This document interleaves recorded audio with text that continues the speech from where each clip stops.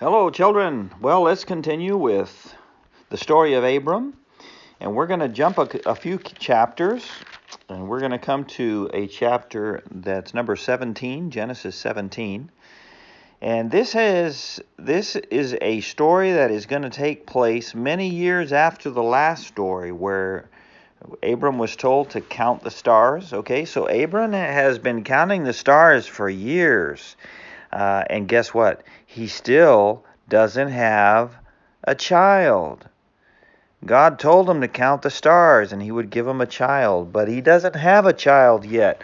Not by Sarah, he doesn't. Not by his wife Sarah. So verse 1 of Genesis 17 says, "When Abram was 99 years old, the Lord appeared to Abram and said to him," 99 years old. I don't know very many people who have made it to 99 years old. That's a long time. That's a long time. Most people never get that old, but Abram did. And he was 99, and God said to him, "I am Almighty God," or El Shaddai is the word used there. "I am Almighty God. Now you walk before me and be blameless. You be good. You walk righteously before me."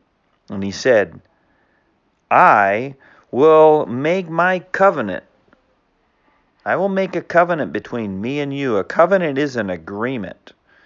It's when people decide to do something together, and he says, "I will multiply you exceedingly." Oof, those are big words. Multiply. What does multiply mean? Well, maybe Chloe is learning her multiplication table. I don't know yet. But multiply is more than add. Multiply means to get big really quickly. And he says, "I will multiply you exceedingly." I will really, really make you grow tremendously, is what he's saying. So he's reminding Abram of something, of a promise he made to him. And Abram fell on his face. That was not to hurt himself. He fell on his face means he bowed down to God, and God talked with him, saying, "As for me, behold, my covenant is with you. My agreement, I'm making a covenant with you, and you shall be a father of many nations," many peoples. And he's reminding and repeating to Abram his promise that Abram is going to be the father of millions and millions of people. In fact, you know what he does to sort of celebrate that, or to give something for Abraham to think about? He says, "No longer shall your name be called Abram." Sometimes Opa makes a mistake and calls him Abraham before he's supposed to. Up until now, his name has been Abram, like that, short, Abram. But God said, "Your name shall now be Abraham." Abraham. What's the difference between Abram and Abraham? Well, Abraham, this is Hebrew. Abraham means a multitude of people, many people, many nations. It means more than Abram. It's longer, it's bigger. It says, "For I have made you a father of many nations." So here he is telling Abram, you are now going to be called Abraham. I'm going to call you Abraham. And Abraham's thinking, but wait a minute. I'm 99 years old and I don't have a son yet. Something isn't working. Something isn't going right here.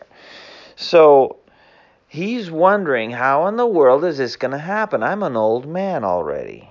But God continues to promise him. So we have to remember that many times God promises things to us that are very hard for us to understand, because they require a miracle. They require a special something that only God can do to make them happen.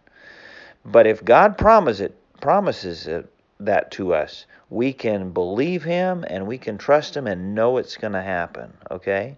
So sometimes we might be in a dangerous situation, and we have a promise from God that God will protect us. And we think, man, how in the world is he going to do that? Well, he will, and he will provide for us. He will He will fulfill, He will do His promises. God always does. And He wants us to learn to believe, just like Abram did, even though we can't see everything that He tells us He's going to do or that He is doing. Okay? So again, we're learning the same lesson, and we're seeing God teach Abram over and over and over again. Now believe me. Don't quit believing me, because I will give you a son and I will make you a huge family.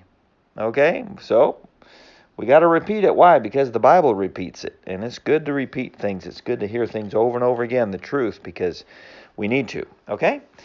Okie dokie. Goodbye.